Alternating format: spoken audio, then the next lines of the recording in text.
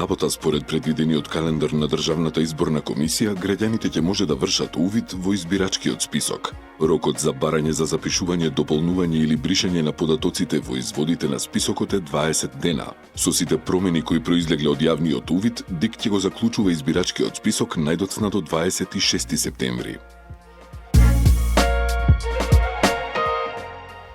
Проектот за брз автобуски транспорт на поранешниот градоначалник Петре Шилегов, што не беше прифатен од јавноста, ќе биде еден од главните приоритети на Каја Шукова, кандидат за градоначалник од СДСМ. Како што објасни таа во интервју за МИА, овој проект само ќе биде известна адаптација со пуштање на крак до кисела вода. Шукова најави завршување на Луна паркот, намалување на потрошувачката на вода во градот, мерки за справување со загадениот воздух, повеќе култура, како и чистење на градот. Значи, чистењето на градот ќе мора да биде прво нешто, а паралелно секако ќе се работи и на другите работи кои што ќе бидат дел од нашата програма. И, да речеме, за мене е многу битно да се намалат загубите на вода во Скопје. По системот за водоснабдување на град Скопје, многу просто кажано, влегуваат 100 литри на вода, до крајните корисници стигнуваат 40 до 45 литри вода. Тоа значи дека ние имаме околу 60% загуба на вода.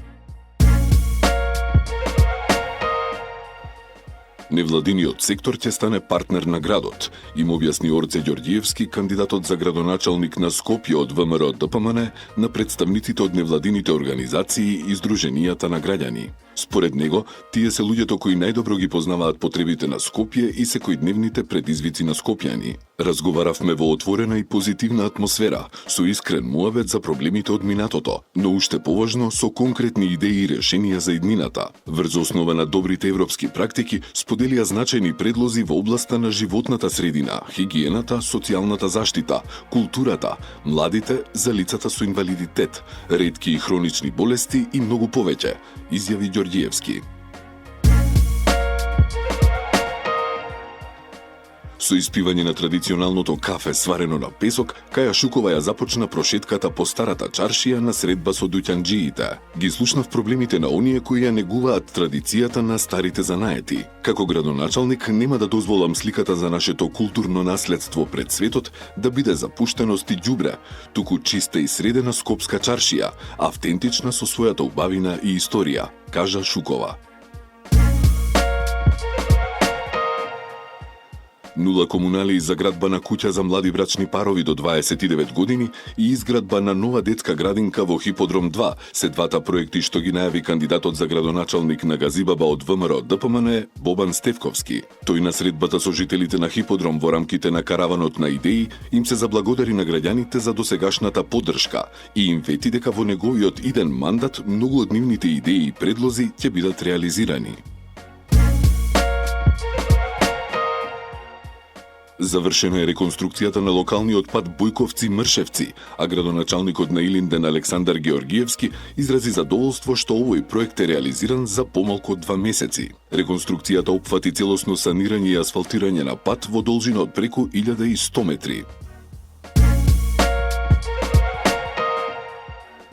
Со кафе муавет и дружба на плоштадот во Бардовци, Сотир Лукровски, кандидат за градоначалник на Карпош од ВМРО ДПМН, размени идеи и предлози со бардовчани. Тој напиша дека ги слушнал своите сограѓани, добил одлични идеи, ги запознал со мојата визија и оти дошле до ист заклучок. Заедничка цел е просперитетен Бардовци и чист, безбеден и урбанистички уреден Карпош. За Бујар Османи, кандидат за прв човек на Чајро Дуј, старата чаршија е душата на Скопје, а мајсторите и занаетчиите се нејзиното срце. Тој објасни дека во својата програма како градоначалник ќе даде поддршка и развој на занаетчиството. Османи преку социјалните мрежи го најави и стилот на кампањата, што покрај средби со граѓани на поголеми собири, ќе ги посетува и домовите на чаирчани за директно лице во лице да ги слушне нивните проблеми и идеи. Кон средината на септември ќе се организираат едукативни работилници на тема заштита од измами поврзани со сообраќајни незгоди. Акцијата, како што објасни од општината, произлегла од заедничката дебата меѓу градоначалникот Стефчо Јакимовски, членовите на советот и представници од локалната заедница, која пред неколку месеци се одвиваше во рамки на локалниот совет за превенција на општина Карпош. Иницијативата има за цел да ја зголеми свеста на граѓаните, особено на повозрасната популација, од причина што пензионерите се едни од најзагрозените групи кои се мета на различни видови измами, особено оние што се поврзани со така наречените сообраќајни незгоди.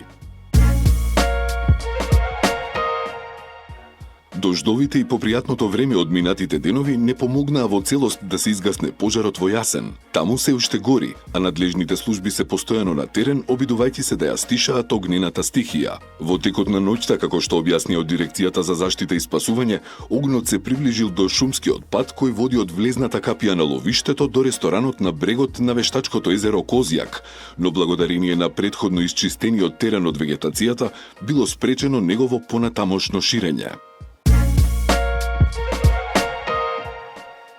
Со звуците на етномузиката и безвремените македонски евергрини на платото кај Млечен, синоќа започна Карпошовото културно лето 2025-та. Присутните ги поздрави градоначалникот Стефчо Јакимовски, кој им посака незаборавни мигови и пријатна дружба на љубителите на културата и уметноста. Како и досега, општина Карпош се потруди да обезбеди финансиски средства за одржување на оваа традиционална манифестација, која ја паметат повеќе генерации карпошани. Оваа година целосно се фокусиравме кон домашните изведувачи, со цел да го поттикнеме македонското творештво, истакна Јакимовски.